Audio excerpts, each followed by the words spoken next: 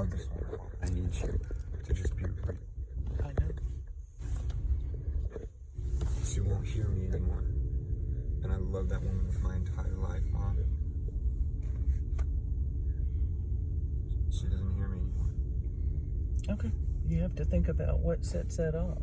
I know, and I do, and I try, man, and I go home and I have such joy and peace, and I want to bring it over with her. You might need more time. I do need more time, and it was a mistake going over there because I'm so in love with this woman. I know that you just... I just couldn't help it. I wanted to see her. I was so happy. I wanted to see her. I get it. I don't know how much time can be on there so Okay. hurry. I think you have like 4 minutes straight. All right.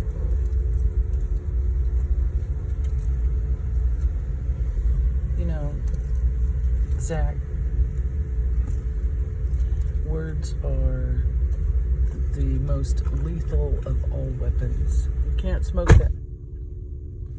Words are the most lethal of all weapons.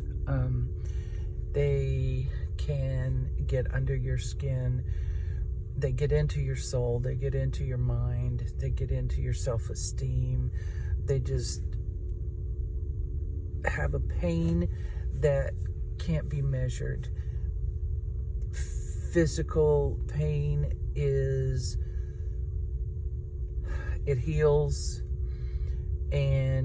but the emotional pain takes forever to heal. And it is one of the cruelest weapons that you can use in war, especially when you're dealing with someone that you love.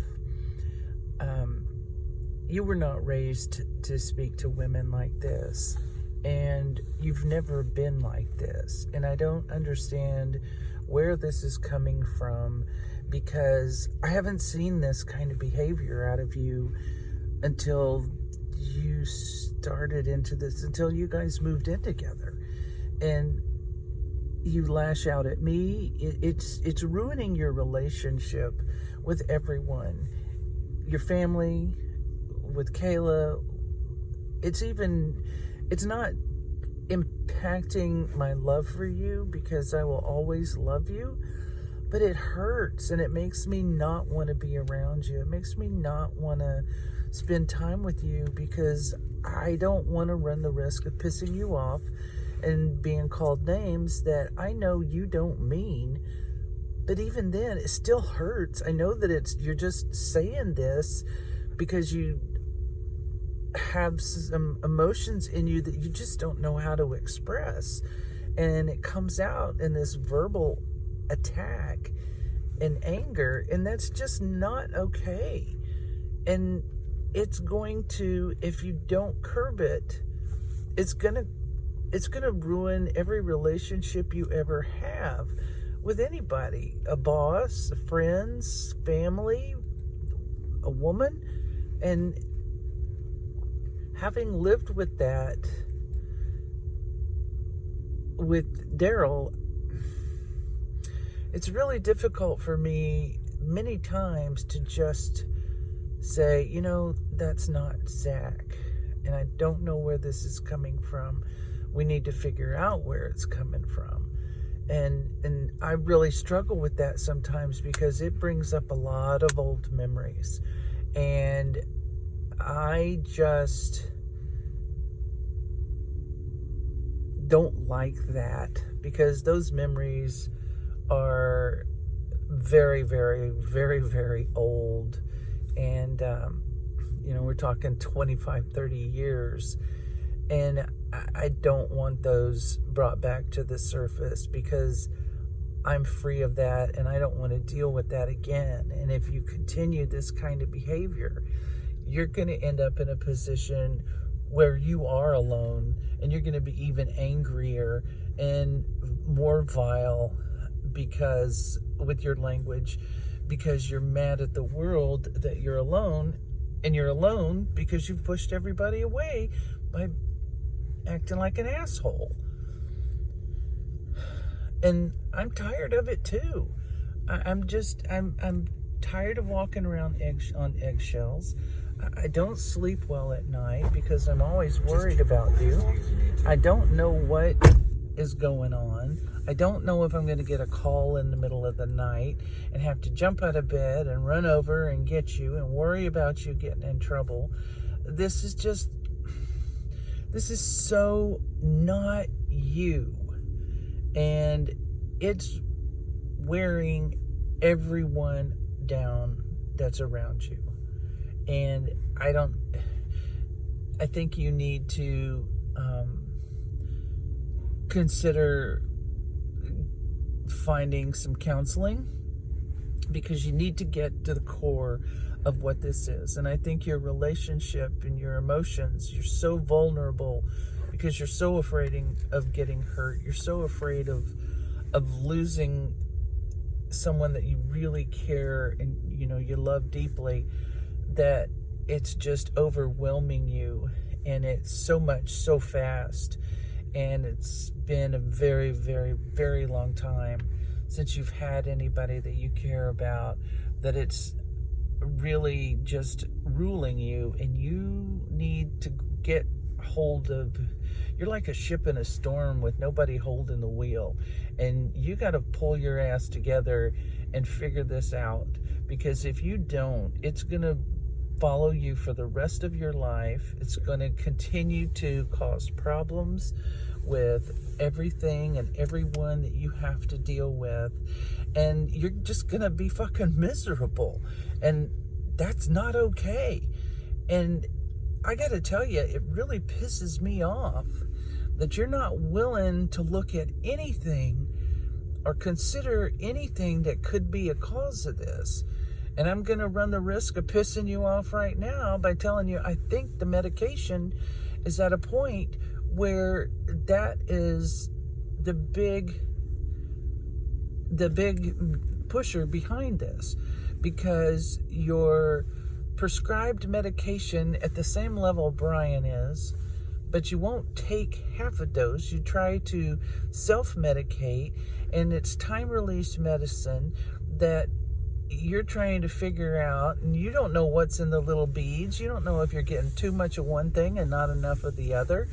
And I'm just really pissed that you won't even entertain the thought of leaving those meds alone for 4 or 5 days and seeing what happens to you emotionally and mentally, to see how you can control things.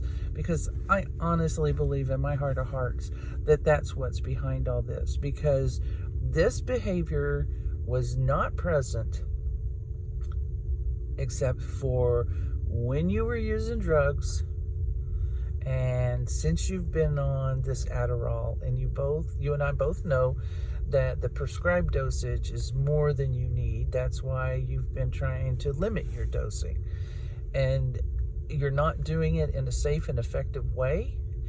And I can't describe the change in your behavior. It's just disappointing is a mild understatement.